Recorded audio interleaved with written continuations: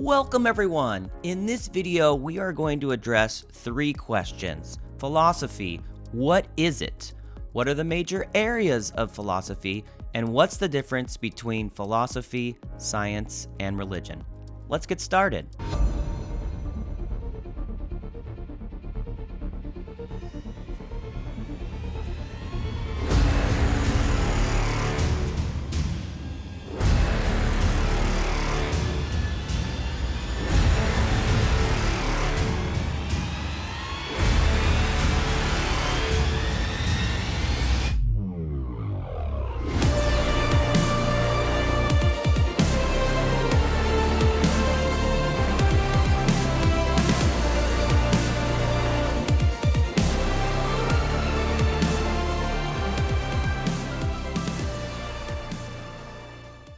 As you will soon find out, logic and critical thinking skills are at the heart of doing philosophy. So let's warm up with a mental exercise.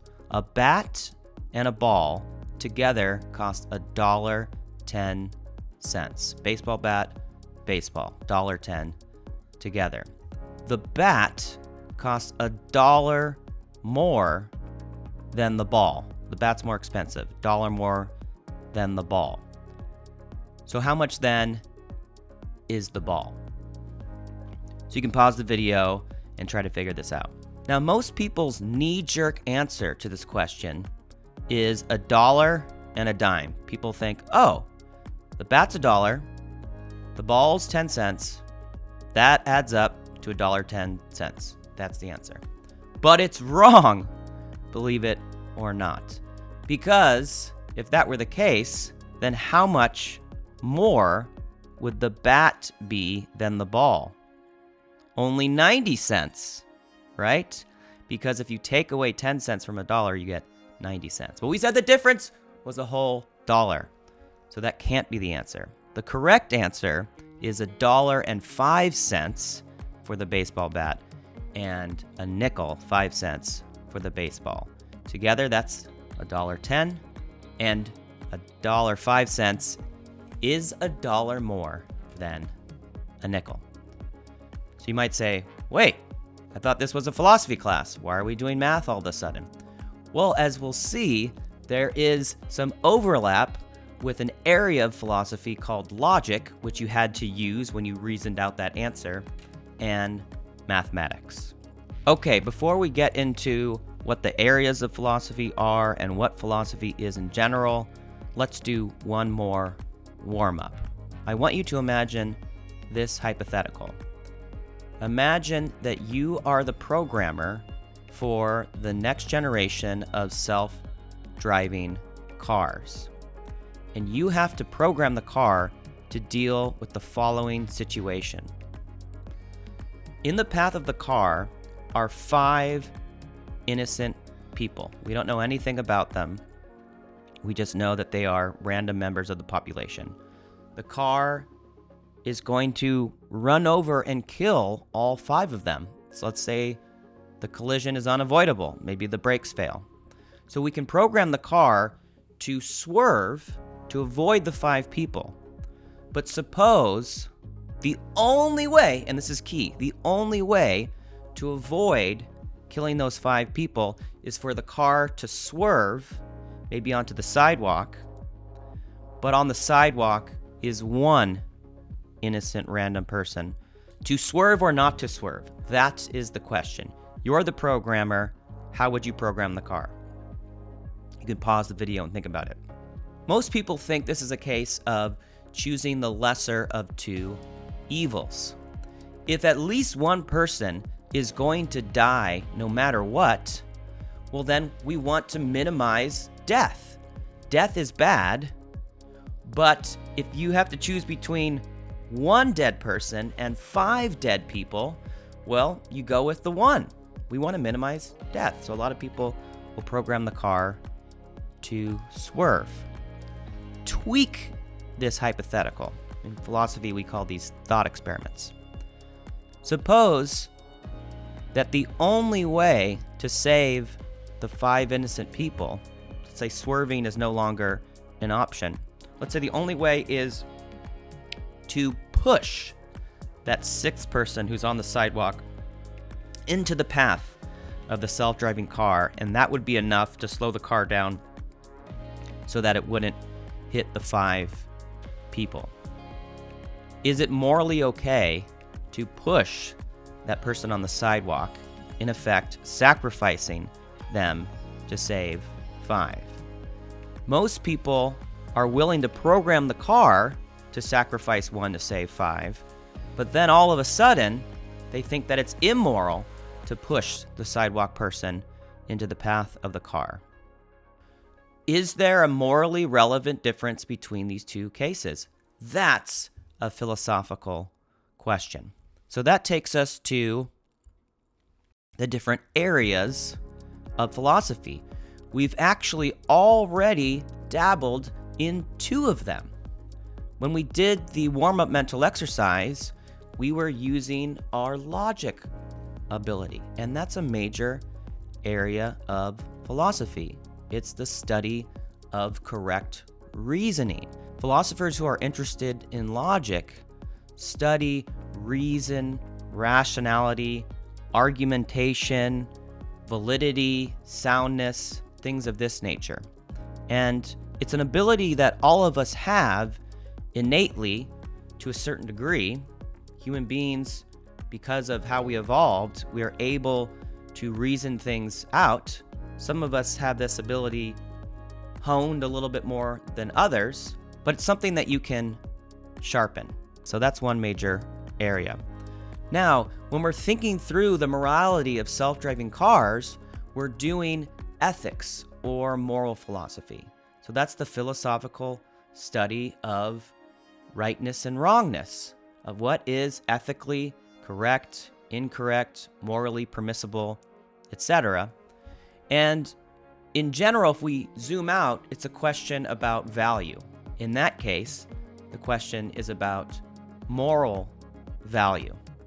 So ethics or moral philosophy, philosophers often use those terms interchangeably, is one of the major areas of philosophy, and it's under the umbrella of the philosophical study of value theory, it's sometimes called, or if you want a fancy word, axiology. It's the Greek term for the study of value. So what are some other major areas of philosophy? So we looked at 2, logic, ethics, or axiology. Well, if you're interested in questions about reality and existence, then a metaphysics class might be for you. So most people, when they hear the word metaphysics, they think of the supernatural. They think of ESP, they think of clairvoyance, they think of abilities like that. So philosophers use this term differently. Metaphysics, for philosophers, it's the philosophical study of reality, of existence. So there are 2 major questions that metaphysicians ask. Number 1, does it exist? Does the thing in question have existence? Does it have being? So that's an ontological question. So sometimes people talk about ontology, the study of being and existence. So does the thing in question exist? That's question number 1 for metaphysics. And number 2, suppose the thing does have existence, then what is that thing like? What's the reality of that thing? What's real about it? How ought we to describe it? What are its qualities or attributes? So take the issue of God's existence. We can apply those 2 metaphysical questions to God. Theologians, philosophers, scientists, maybe the person on the street have had debates about whether or not God is real, whether or not God exists. So that's a metaphysical question. And let's say we established the existence of God, say for the sake of argument. Then a follow-up metaphysical question might be, well, what is God like? How are we to describe God? What are the qualities or attributes of God? For many people in the West, God has at least the following attributes: being all-knowing or omniscient, being all-powerful or omnipotent, and being all-loving, omnibenevolent, something like that. So that's metaphysics. And we could apply it to other things like free will. Philosophers are very concerned with the hopeful existence of free will. It's something that we seem to experience. I want to say that I'm in control of some of the things that I do and some of the choices I've made. I want to say that I've made them freely, but it might be that in this mechanistic, deterministic universe that we might live in, that's an illusion. So maybe free will isn't real. That's a metaphysical question. And then another major area of philosophy, so we've looked at 3 now. We've looked at logic, ethics, metaphysics. A 4th one is epistemology. Epistemology, that's the philosophical study of knowledge. And 3 important questions in epistemology are knowledge, what is it? Knowledge, do we have it? And knowledge, how do we acquire it? So there's a very famous thought experiment called the dream hypothesis that we might attribute to Plato and certainly to a French philosopher named Descartes. He's the I think, therefore I am philosopher. And in a meditation, sort of like a journal entry on philosophy, he asked the question, how do I know I'm awake right now? I certainly have had dreams that felt real when I'm in them, so maybe right now I'm in one of those hyper-realistic dreams. How can I tell the difference?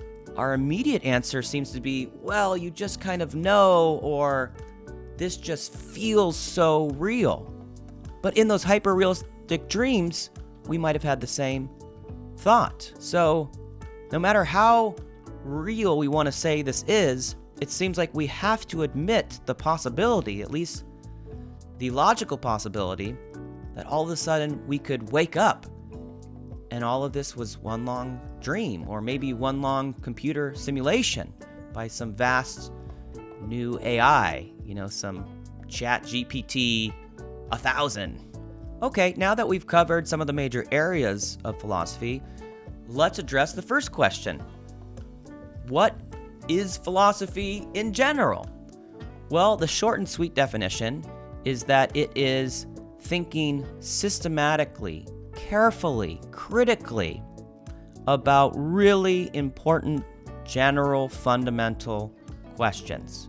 Questions about some of the things that we've already talked about. Questions about morality or reason, logic, about reality, existence, about free will, about the mind, about language, and about knowledge. The Greek root for the word itself is broken down into 2 parts, philosophy, philo, and sophia. So these are Greek terms. Philo is love of, and sophia, some of you might be named Sophia, or you know someone named Sophia, translates to wisdom. So philosophy literally is the love of wisdom. So that's what philosophy is in general. And again, it's something these days, at least for academic philosophers, it's something more that you do. It's an activity more than it is a group of theories or body of knowledge. And that's what we'll be doing in this course, is actively thinking in this careful, systematic way about things that aren't mundane and everyday, but things that are fundamental and get at the very core of what it means to be a human in this world. So before we go into the difference between philosophy, science, and religion, let's do one more mental warm-up to really get our philosophical juices flowing. Okay, so here's the second one. Suppose we have 3 people, Jack, Anne, and George. Jack, Anne, and George. Suppose this is Jack. So Jack is looking at this person. Let's say this is Anne. Jack is looking at Anne, okay? And Anne is looking at the third person. Anne is looking at George. Jack and George. Jack's looking this way. Anne's looking this way. And George here, he's got his eyes closed, he's blind, he's not looking at anything.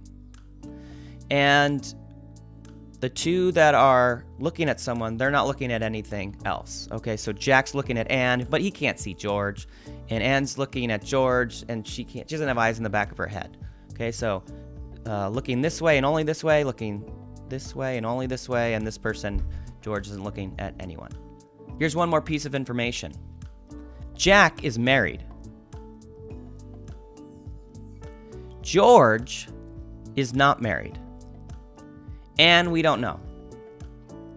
Jack married, George not, and we don't know. Given that information, here's the puzzle. Do we have enough information to determine that a married person is looking at an unmarried person? Given that information, is a married person for sure looking at an unmarried person? Is it yes, no, or cannot be determined? So you can pause the video and try to figure that out for yourself. So the answer is yes. For sure, yes, believe it or not. And a lot of you probably picked cannot be determined. And if you did, don't feel bad. That's what I picked when I first heard this. So don't let that discourage you. So why must the answer be yes? Well, because it doesn't matter if Anne is married or not. Either way you go, the answer to this question is going to be yes. Because suppose that Anne is married, then she'd be looking at George, right? And George is unmarried. So the answer to the question is yes. A married person's looking at an unmarried person. Namely, Anne, who's married, if we go down this path, is looking at George, who's unmarried.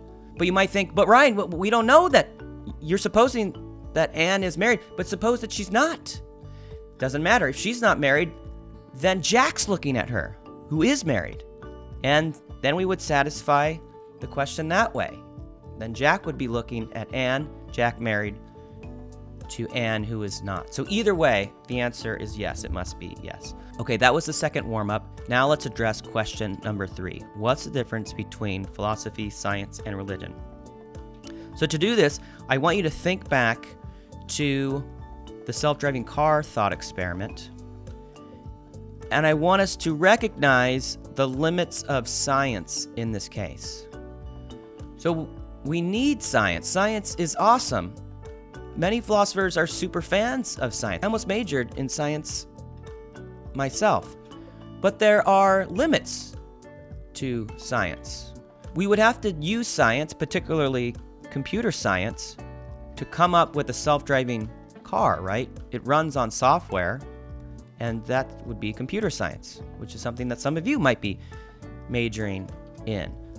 So science can get us to how do you engineer and program a self-driving car, but how do you program it, or how should we program it in these specific ethical dilemmas? The scientific method doesn't give you an answer to that question.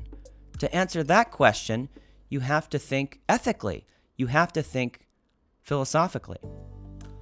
So that's maybe the biggest difference between philosophy and science, is that there are questions that philosophy is much better suited to answer than science is. So questions about value, morality, and ethics. Can philosophy reveal how to program a self-driving car? Perhaps not. So it has limits too.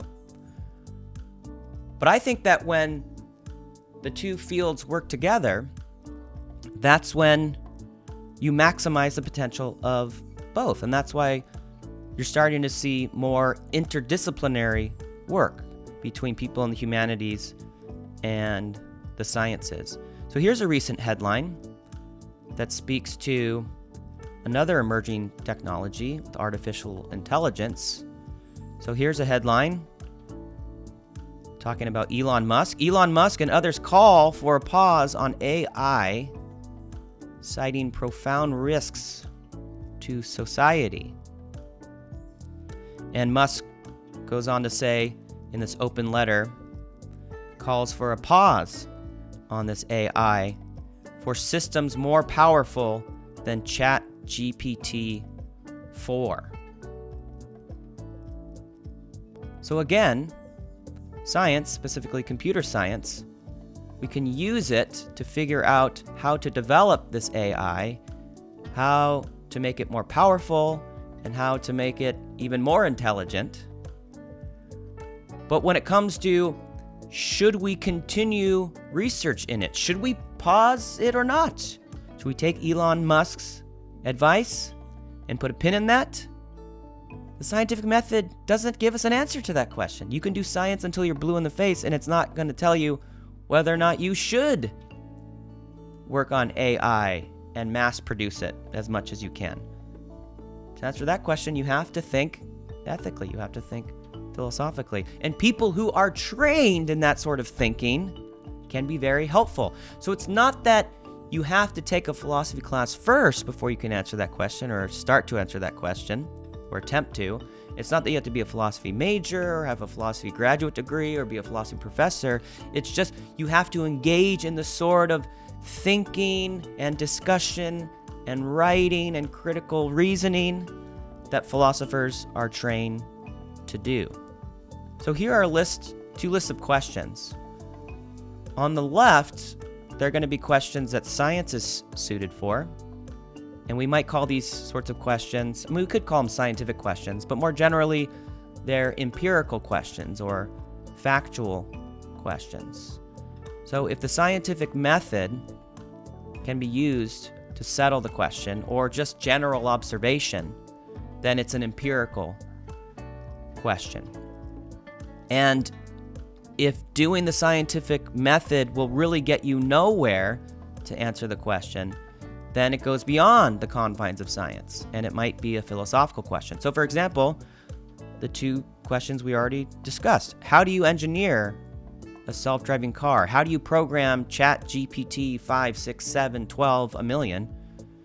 Those are questions that you use the scientific method for. Those are empirical questions. Those are factual questions. But how do you ethically program a self-driving car? Or is it morally acceptable to build this AI, to program it in the first place? Those are philosophical questions.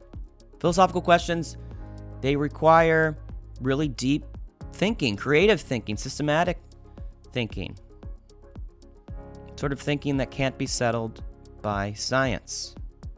Here are a couple more examples. Which phone is faster? The current fastest Samsung phone or the fastest iPhone? So we could run a test. We could go to a lab that specializes in computer technology and smartphone technology, and we could clock the speeds of the processors in the phone. We could do an experiment. But the question of how much screen time is part of a healthy life, a good life, a flourishing life? Science doesn't give you an answer to that question, or at least philosophy is much better suited to address it. How do you make a COVID vaccine? So that was a question for people, for scientists who are in that specific field, who study diseases and viruses and vaccines. And they used that method to come up with a vaccine. So science is so important, so powerful. But the question of when do we require a vaccine? Who should by decree, fiat, or law, or employer rules at your job or your school, what should the requirements be? Is it okay to mandate this across the board? And maybe it's a moral imperative. Maybe it should be morally required. Well, maybe you're weighing, freedom versus the potential welfare of the group. You're trying to do a balancing act between those two things. So that's a philosophical question. So that's the difference between philosophy and science.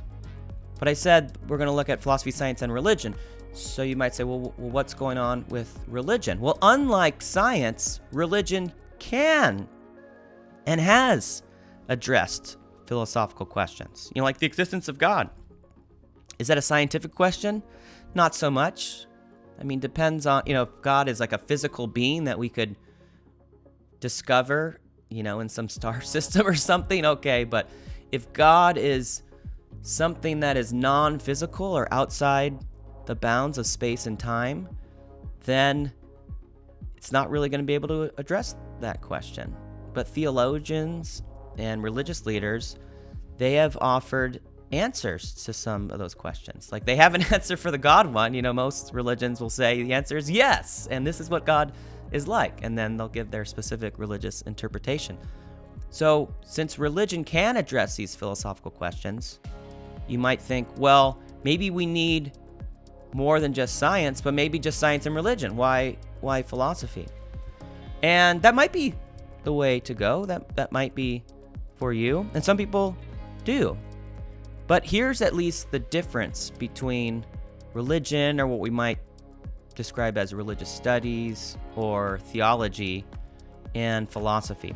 So in religion, there's often dogma, or at least some starting points, some assumptions, perhaps the words of a central figure, deity, or sacred scripture or text that is taken as infallible, meaning you're not supposed to question it. You take it as gospel, so that's a saying. You take it as the word of God. Philosophy, you don't really have that sort of starting point. So in religion, there's often starting points that are infallible that you don't question. And for many, if not all philosophers, you are supposed to question maybe almost everything, if not everything. Pretty much everything is on the table to be questioned. Here's another way to think about it. Philosophy, science, and religion, they all are vehicles, or they all pursue truth. Science has its method. It's the one that you learn, hopefully, by the time you're in like 5th or 6th grade. But, you start with an observation. You're trying to answer some question, or you're trying to solve some problem. You come up with a hypothesis, and then you got to put it to the test. And then you confirm or disconfirm the hypothesis, and you rinse and repeat. So that's how scientists get at the truth. Philosophers, they don't use the empirical tools. They will use the tools of rationality, reason, logic, critical thinking, careful analysis, critical discussion.